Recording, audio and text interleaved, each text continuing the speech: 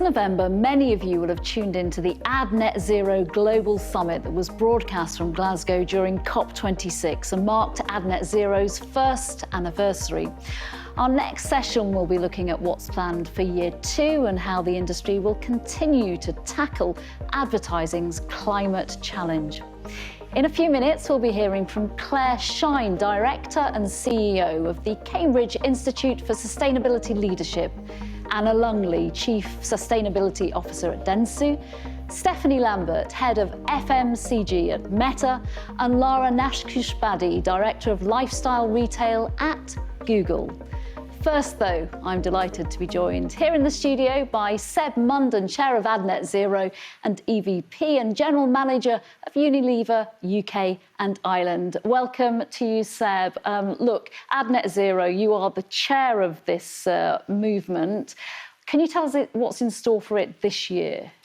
Yeah, well, I mean, we've had a sort of incredible run, really, because we've been attracting supporters right across the industry, from clients, agencies, production houses, media owners, and probably more besides. And it's getting momentum. But what's happening, of course, is all these organisations are starting to measure their own carbon emissions, their own carbon footprint. And as we go through that process, we're hearing back from supporters, well, you know, we would like there to be an industry standard just for our industry, just for the advertising industry, because there's a lot of good work going on ISO 14001 or being a B Corp or other science-based targets. So our big focus this year is on certification for our industry. Why certification?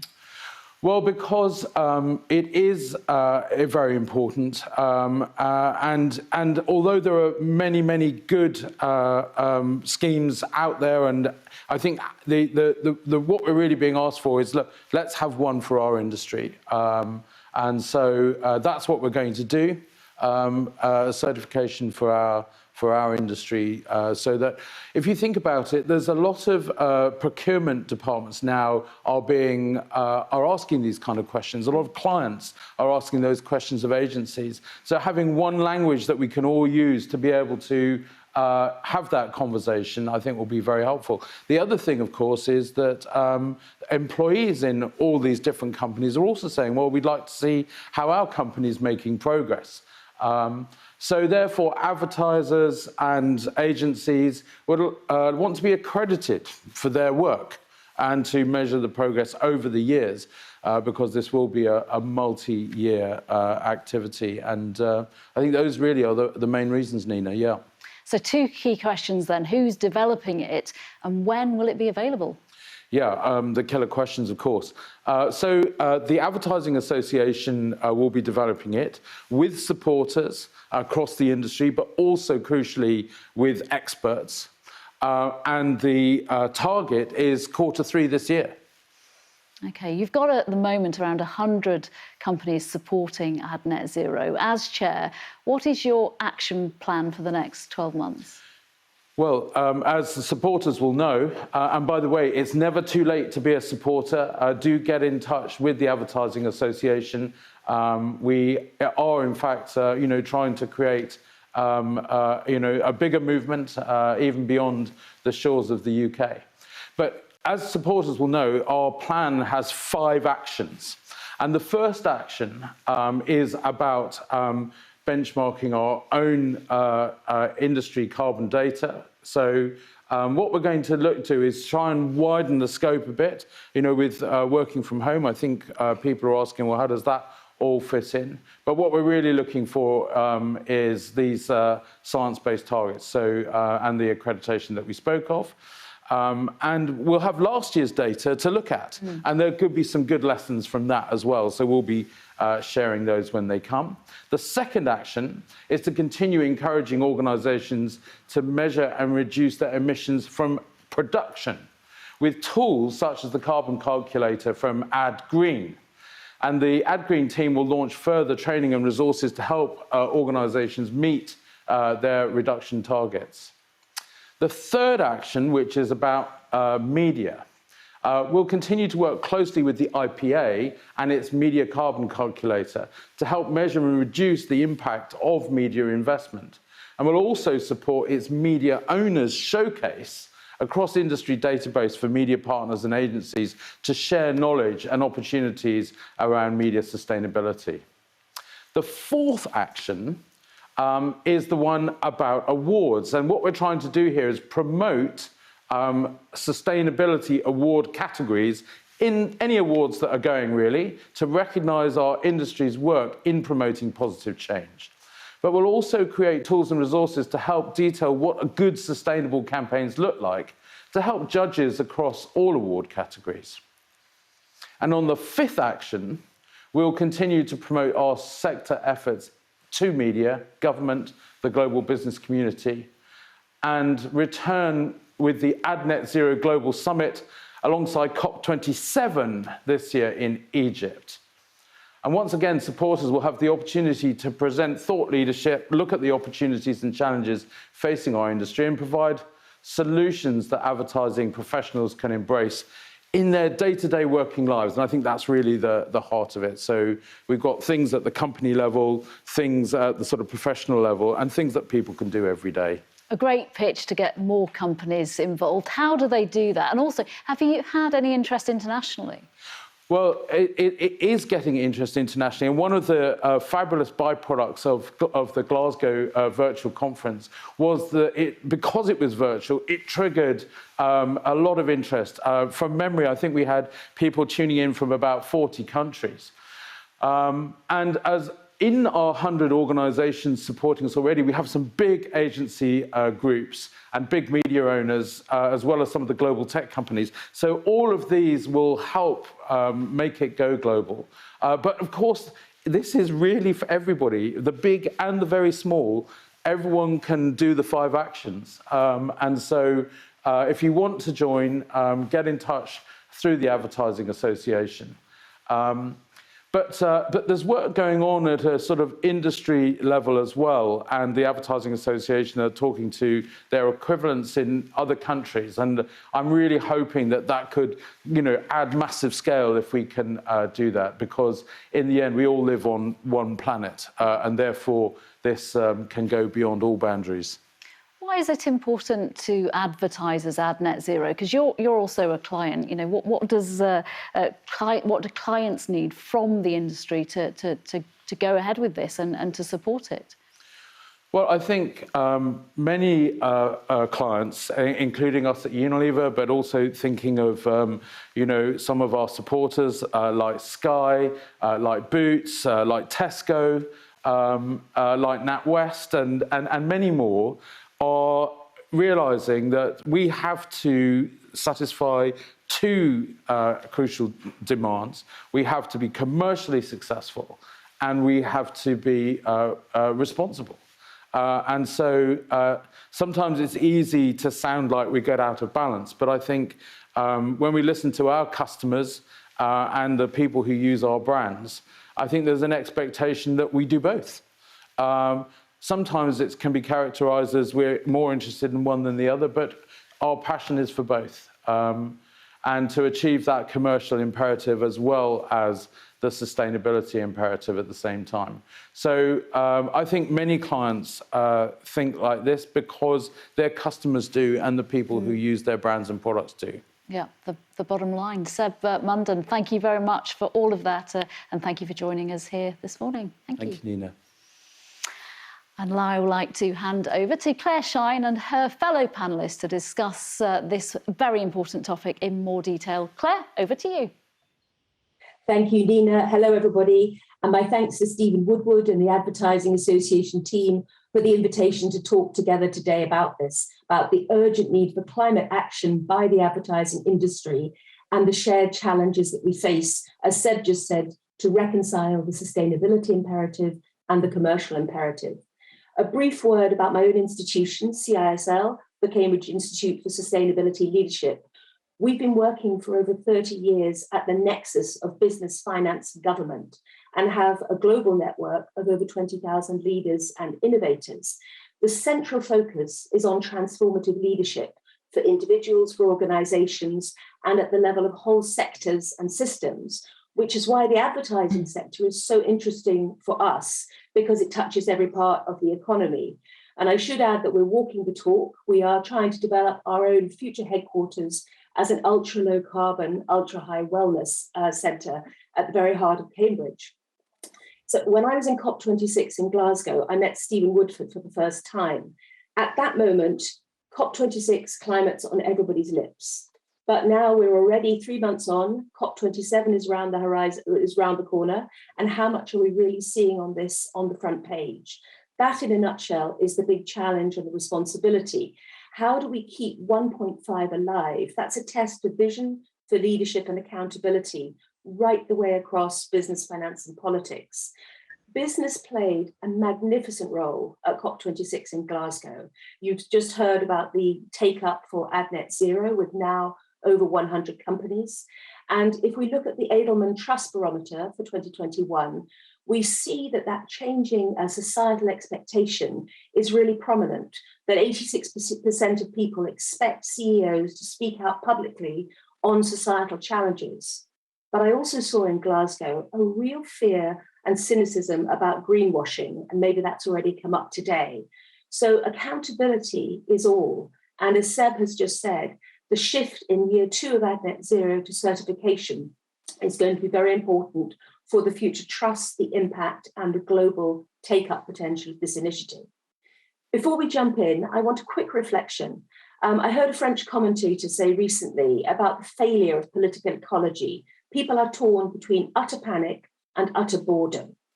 And here is where the ad sector is uniquely well positioned to think about how the conversation goes forward about this great human project for the 21st century, which is to regenerate a living and livable planet, to have equity in life and life chances.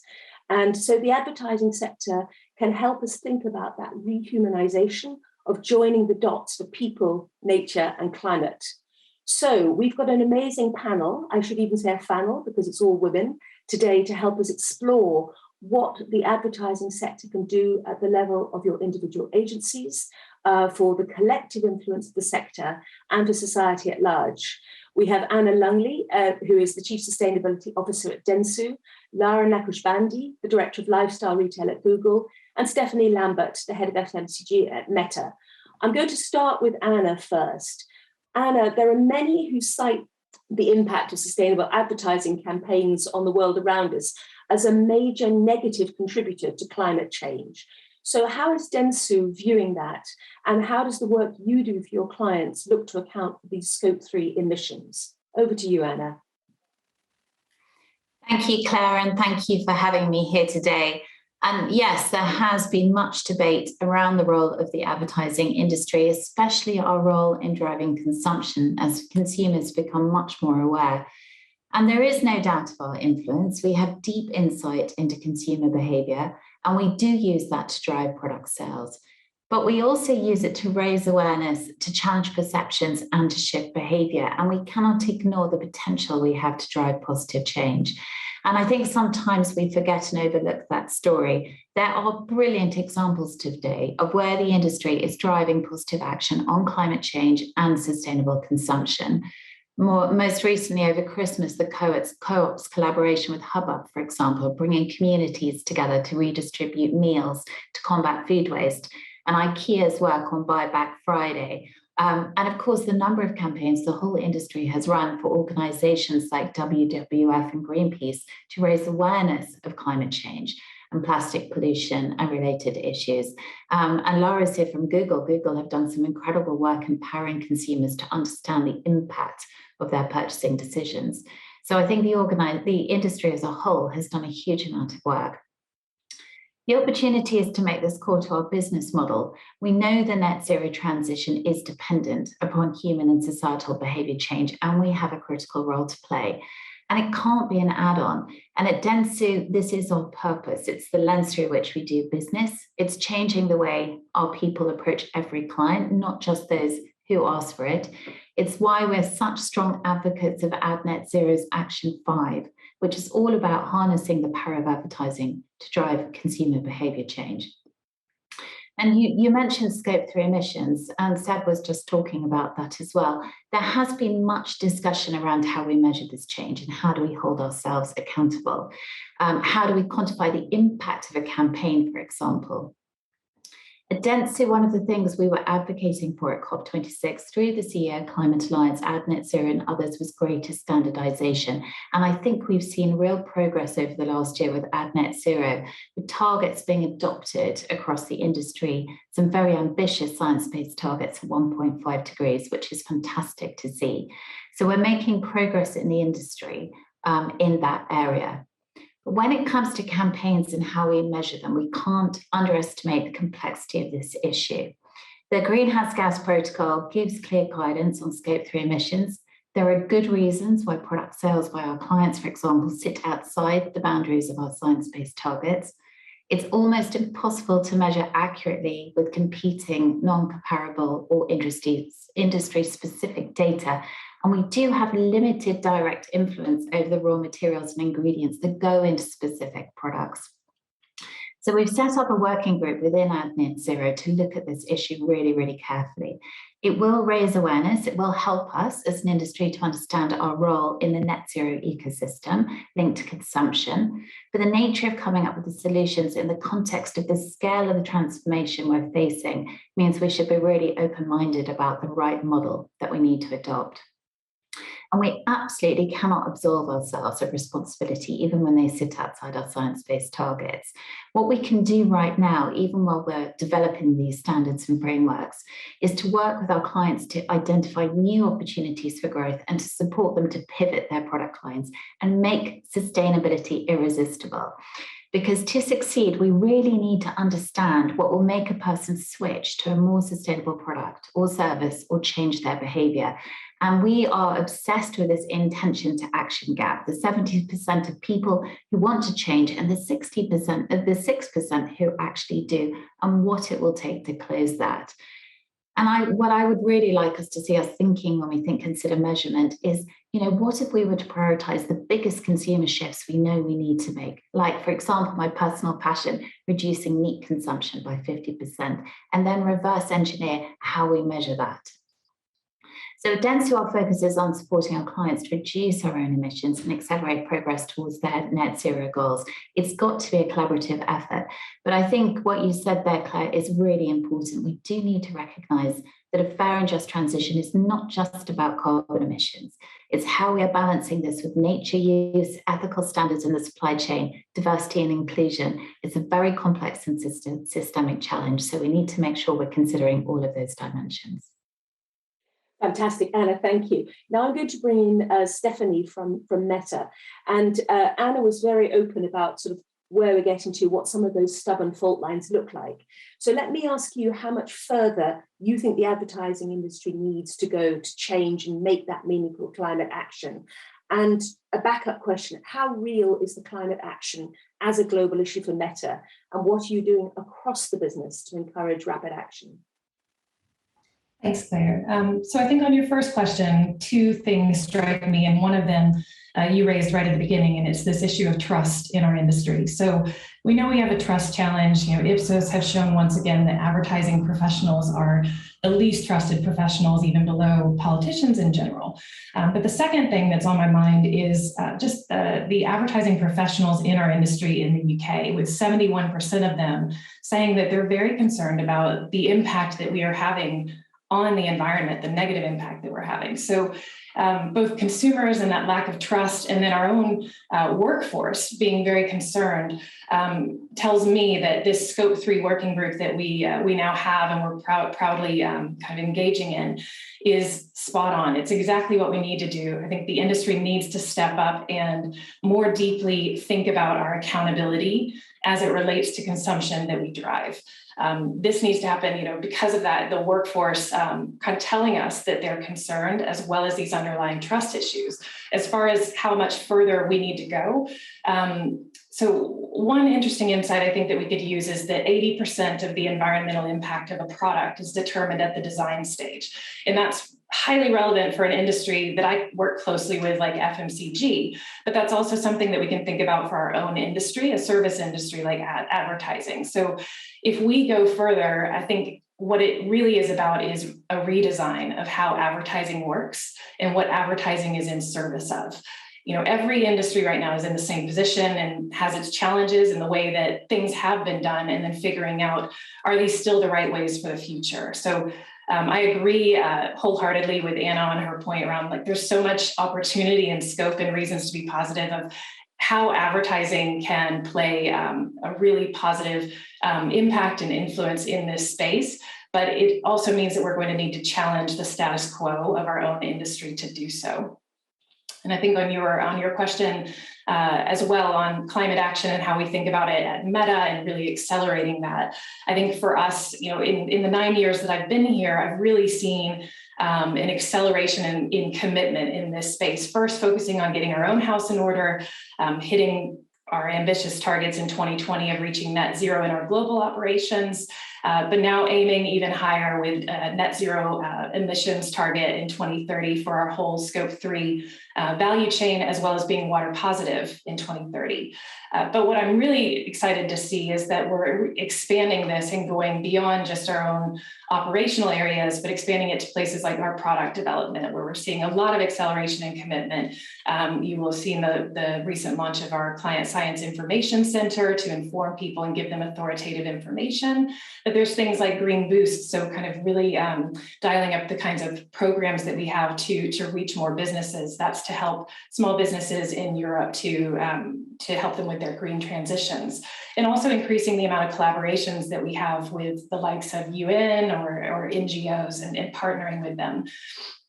I think, you know, if we're really talking about rapid activation, it also just starts with our own people. And so for us, you know, we're a hack culture, and in every corner of Meta, people want to build stuff. And the best way that we can accelerate the impact in this space in Meta is equipping our people with an understanding and know-how to create change. And that's why I've been really excited about our rollout of AdNet Zero's Essentials, which is a certificate training. I haven't seen any training like this in the industry that is so specifically geared towards advertising professionals or marketeers. So I think being able to give them practical guidance on how they can help their clients, support their clients is really going to help us to make a deeper impact. And the more people understand around the incredible transition that we need to make, the more creativity and drive for solutions we're going to start to see. And that's my hope with education, and the way that we can accelerate things is that we can create a wave of change makers in our organization to push further forward. And, you know, last thing I'd say is, you know, the road is very long, our ambitions are high, and there's so much for us to do here. Absolutely, but it's very interesting to think about that unlocking of agency at every level of the organization and getting into a sort of mutually reinforcing pathway. So let me turn around to Lara at Google. I'm interested in Google's global view on climate action too, not only how you as a business are changing fundamentally, but also, you know, an honest conversation about what the biggest challenges that you've come across in delivering that change. And then secondarily, how are you supporting your customers as they face the same sustainability challenges? Lara. Thanks, Claire, and thanks for having me. I suspect you'll hear some pretty similar themes. I mean, in terms of how we as a business are changing to take climate action, I think the first thing I'd say is, while there's still so much more to do, sustainability has been a core value at Google since our founding just over 20 years ago. The way we're thinking about it, though, is really in 3 buckets. So the first we call leading at Google, which is really around how do we manage the footprint of our own operations. The second is about how do we use this really privileged position we have with our immense user base to build tools that help our users make more sustainable choices, as Anna alluded to. And then the third is really how do we support the partners that we work with to do the same in terms of their carbon footprints too. So maybe to say a little bit about each of those buckets. For us, in terms of our own operations, we were the first major company back in 2007 to be carbon neutral in terms of our ops. And then since then, across all of our products, every search, every Gmail sent, YouTube video streamed has had 0 carbon footprint from our data centers. We were in the second decade one of the largest corporate purchasers of renewable energy in the world, and we are, still trying to do more in the third decade of our existence, with a goal by 2030 to be net zero across all our operations and value chain everywhere at all times. So effectively, what that means is every question you ask Google, every email you send, every video you watch on YouTube will be delivered by 2030 without emitting any carbon into the air. We don't have a clear path as to how we're going to get there, but we've set the ambition, and that's the aim. On the second bucket, in terms of sort of how we're building tools for users, for us, it's about how do we change products that we create, such as maps or search, to help and empower people to better understand and manage their own personal environmental impact.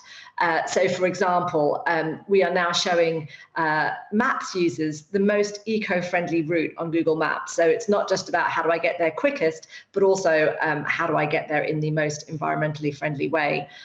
We have a tool now that enables users to look at how they can pick the most sustainable flights. Same in terms of hotels, allowing people to filter and curate by environmental footprint and not just the old filters and curations they were using before. And then finally, shopping, obviously a major ability to impact users with our shopping tools. And we're helping people make more sustainable choices when they shop by starting with home appliances. So if you're in the States in early October this year, you can search for energy intensive appliances and you will find new suggestions that help you understand which of those appliances, for example, are going to be the most sustainable options. So, and that's something that we obviously hope to expand. So lots going on in terms of tools for users. And then finally, and perhaps, one of the areas where we can have the biggest impact is really working with partners in the industry and customers. And, just to sort of double down on what Seb was saying, the criticality of having standards is just immense. And so, we have been early supporters of AdNet Zero. We're engaged across all 5 actions of the AdNet Zero action plan. And that's an area where we hope to collaborate more. And I would say, as much as Seb mentioned, it's never too late to be a supporter. I mean, obviously the clock is ticking. And so, we're really keen to encourage our customers to join with us in supporting that initiative. In terms of sort of challenges, I mean, I think, everyone's worried about greenwashing, not just our consumers, but also, of course, the well-being of the planet depends on greenwashing not being an issue. And it all, to my mind, really starts with having credible, meaningful, tangible commitments.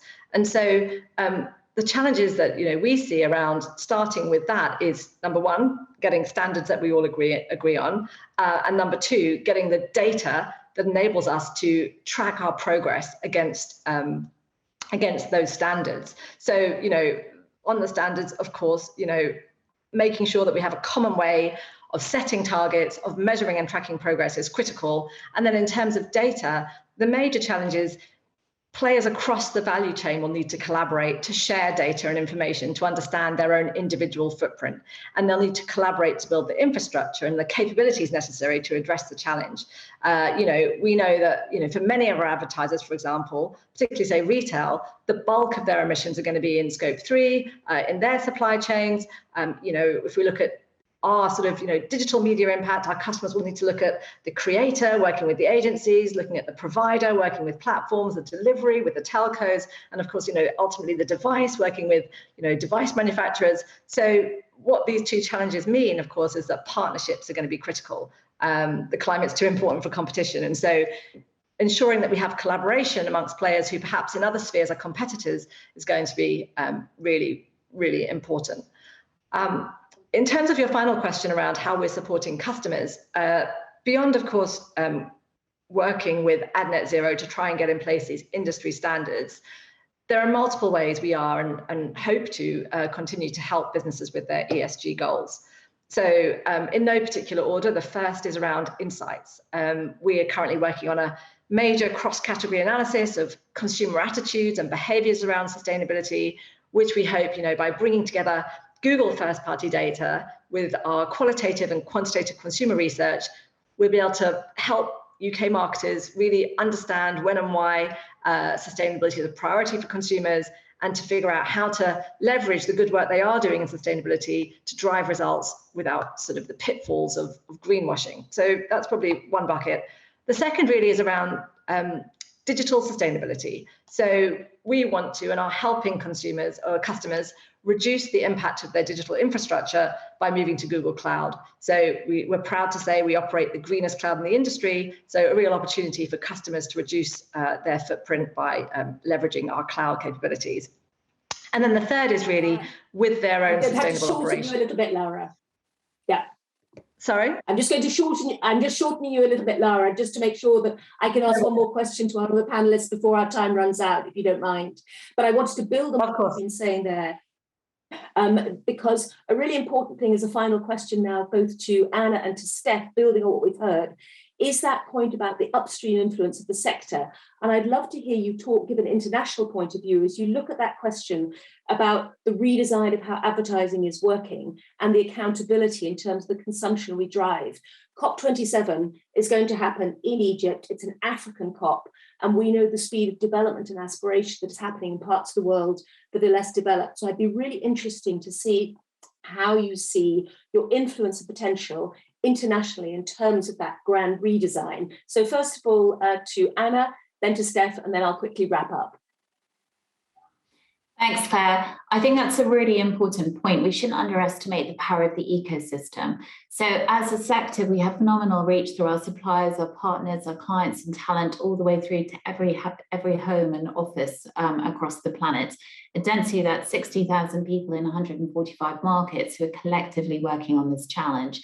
And from an operational perspective, we're already powered by 100% renewable. We're one of the first companies in the world to have our net zero target approved, including a deep decarbonisation target of 90%. And in setting those targets, we know how complex that challenge is going to be and how that ripples down our value chain, and therefore what the implications are going to be for some of those very big business, governments and NGOs that we work with across the world.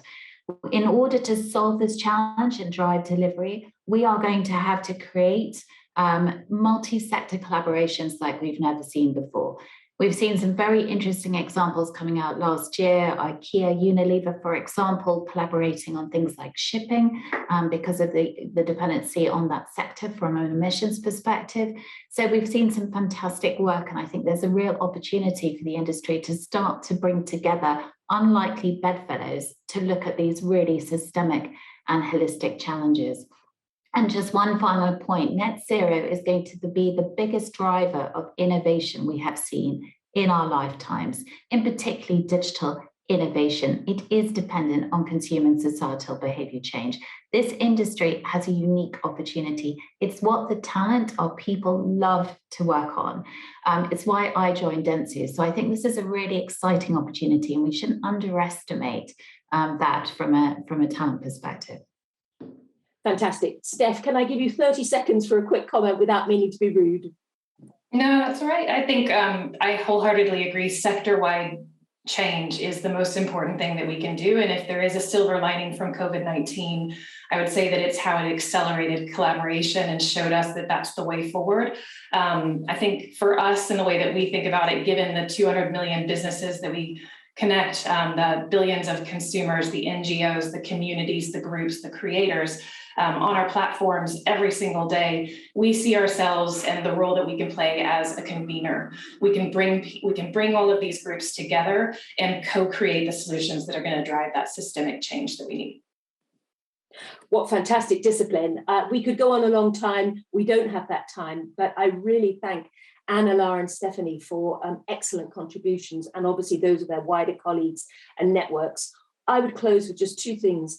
The ability, the brain print, the collective brain print of this sector and everybody who's listening in today to be accelerators of this change globally and with respect for the different situations, different countries at different stages of their development paths is quite extraordinary. And that act of collective, of radical collaboration and collective imagination or reimagination is, I think, at the heart of what we need to go forward. And that is essential if all the scientific and technological brilliance is to succeed. Messaging, mindsets, and movement building are the essential foundations for the scientific change. So with that, I will hand back to Nina, and thank you so much for your attention today.